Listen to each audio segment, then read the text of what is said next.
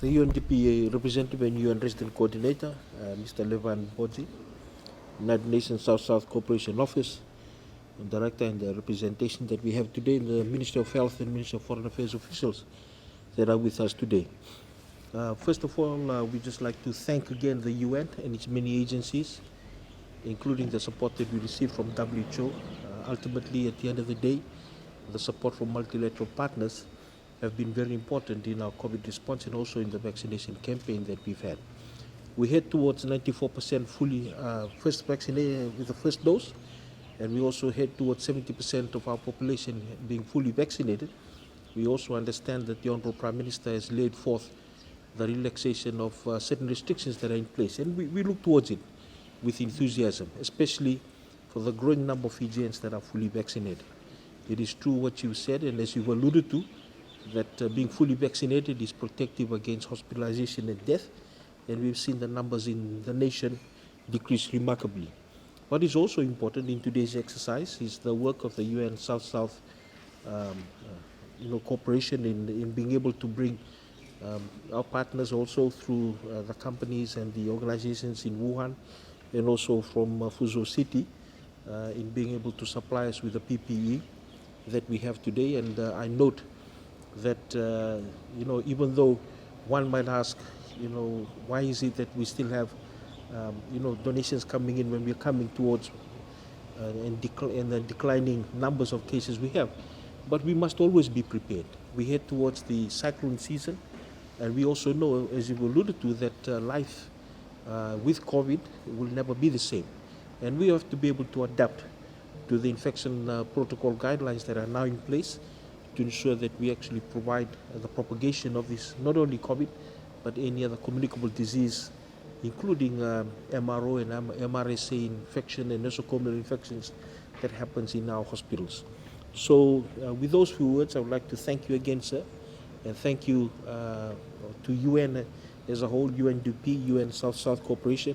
Also like to thank Director of PBS and his team here, and our Africa team for allowing us to use this magnificent facility, and we look forward to continuing to have dialogue as we not only look at COVID, but other things that are of global urgency that we need to tackle together as we move forward. Senior officials, ladies and gentlemen, the media, thank you for the opportunity to speak with you today. I just want to start with acknowledging and expressing my sympathy to the families who have lost their lives in this pandemic. I mean, we all know, I don't want to go into the details, but since April, I think we've been going through a massive surge of the pandemic, which cost a good number of lives, and we still have some people in hospitals, and some are recovering home, and we hope that they will all make it and fully and speedily recover. So we really want to express our appreciation to the Minister, Honorable Minister, as well as officials in the ministry. I mean, you really worked hard, 24/7, for so many months. I mean, we can go back to April last year when all things started, but especially the last 5-6 months, I think it has been heroic work that has been done by the ministry officials. And I think I just mentioned to the Honorable Minister in private that I think we can see the light at the end of the tunnel. And this is all thanks to the great effort that the government of Fiji put in the vaccination. I really think I'm a big fan of vaccination campaigns, and I've been campaigning in my capacity the way I could. But 70% coverage rate is one of the most remarkable in the world. I think we are ahead of many countries who have started much earlier. And this is a huge achievement. 96% have already decided to be vaccinated. It's another huge achievement. And at the end of the day, what it means that life is going to come back to normal very time soon, and it's going to be felt by everyone. The economy is going to come back, and it will. And our livelihoods are going to improve thanks to that. And once again, thank you, the Minister, and also the staff for making it happen. But, and we also know that this has been a tremendous burden on the society and the health system, what we have been going through last few months. But again, we are not really an exception.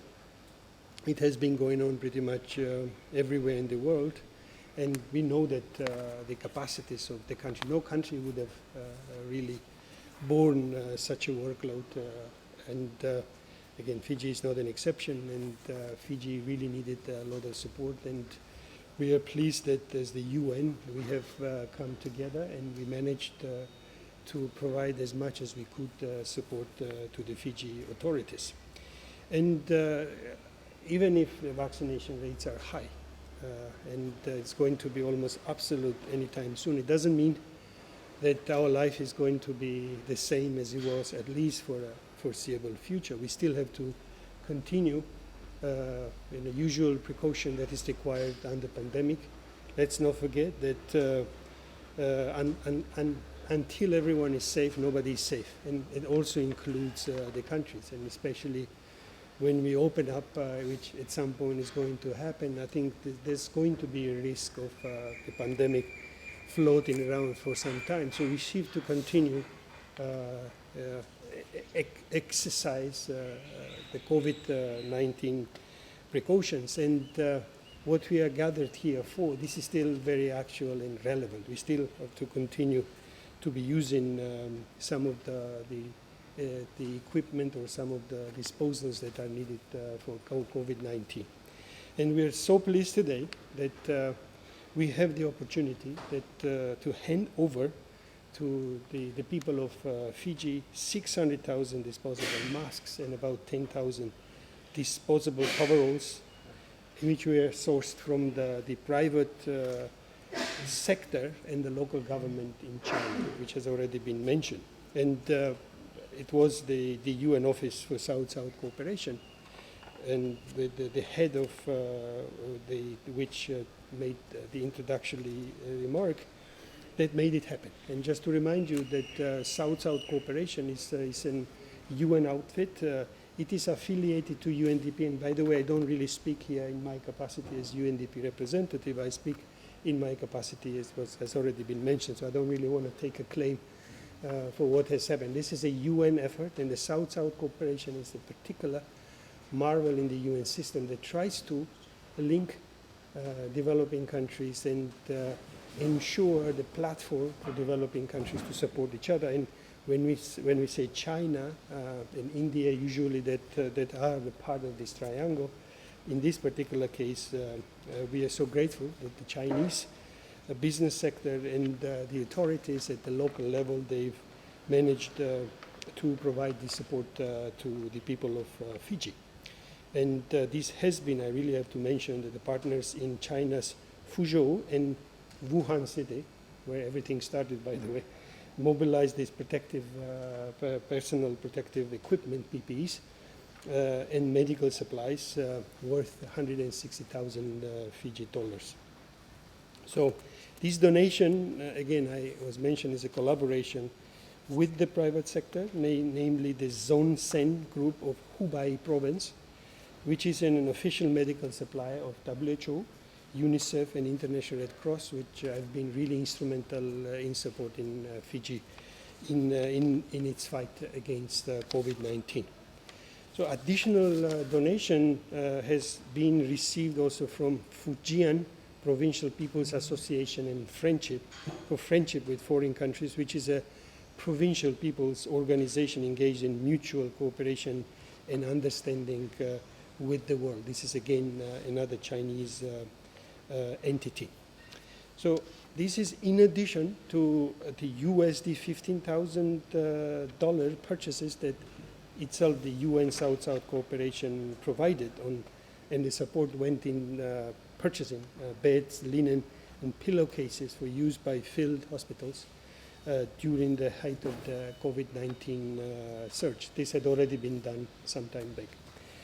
So the donors are confident, as we are, that the use of these protective equipment and supplies that we are handing over today will greatly assist in Fiji's effort to curb the spread and dissemination of the virus, and encourage hygiene promotion and support improving overall situation with the COVID-19 in the country. So again, once again, in conclusion, I would like to reaffirm that the United Nations continues to work in partnership with the government and the minister in particular to strengthen the healthcare system and in combating the spread of COVID-19, and clearly, which is something that we also been thinking and providing the way we can support to mitigate the negative social, economic and development impact of this outbreak. And Vinaka Vakaleo, and stay safe and healthy.